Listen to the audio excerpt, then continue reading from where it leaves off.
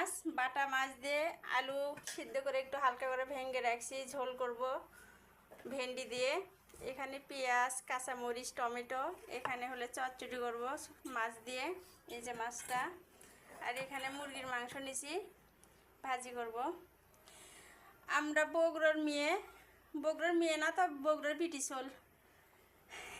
বগুড়ার বিটিশোল সব কিছুতেই পারদর্শী। রান্না কন, ঘোরা কন, খাওয়া কন, চোপা কন, যাই যেটা ভাবে সেটাই। বগুড়ার কিন্তু অনেকগুলো জিনিস একদম। বগুড়ার দই যেমন মিষ্টি খেতে, তেমন বগুড়ার মানুষের রান্নাও ওই রকম স্বাদ। যাই খাচ্ছে তাই জানে যে বগুড়ার মানুষের রান্না কেমন। বগুড়ার আর একটা বিখ্যাত একটা খাবার আছে, গরুর মাংস দিয়ে আলু ঘাটি কিংবা ডিম দিয়ে আলু ঘাটি, যাই যেটাতে খায়। বগুড়ার সব জিনিসই কিন্তু সেরা।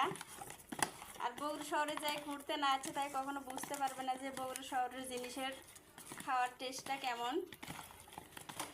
তাই আজকে আমিও চলে আসলাম সব কিছু রান্না করার জন্যে, সবার সাথে একটু শেয়ার করি। বগুড়ার মেয়েদের কিন্তু অনেক চোপা, যেমন চোপা তেমন কাজ করতেও জানে। নবন তো খুঁজেই পেন, ওটা নবন দিছি। এখন চচ্চড়িটা আগে মাখাই। আমাদের বগুড়ার মানুষের মতন কেউ চচ্চড়ি রান্না করতে পারবে না। যেই জেলায় যান, বগুড়া জেলার মতন কেউ চচ্চড়ি রান্না করতে পারবে না।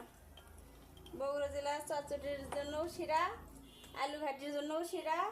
আর এশিয়ার দই মিষ্টির কথা তো বলাই যাবে না, দইয়ের জন্য আরো বিখ্যাত।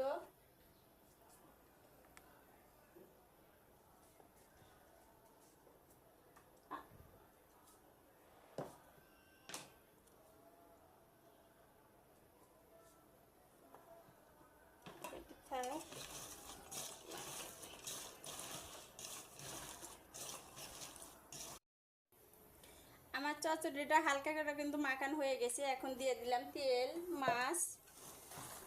মাছের নেজ। এই যে বড় মাছের নেজ ছিল, কত বড় একটা মাছ ছিল, অনেক বড়। মাছের নেজের ভিতর দিয়ে কেটে একটু ছোটো করছি, নাচের লবণ মরিচ ঢুকবে না। এখন আমি মাছ দিয়ে তরকারিটা কষাচ্ছি। এখন এর ভিতরে দিয়ে দেবো টমেটো।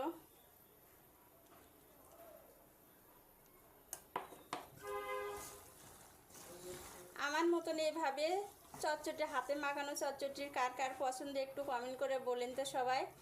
আর সবারই বগুড়ার খাবার কার কার পছন্দ এটাও একটু জানাবেন।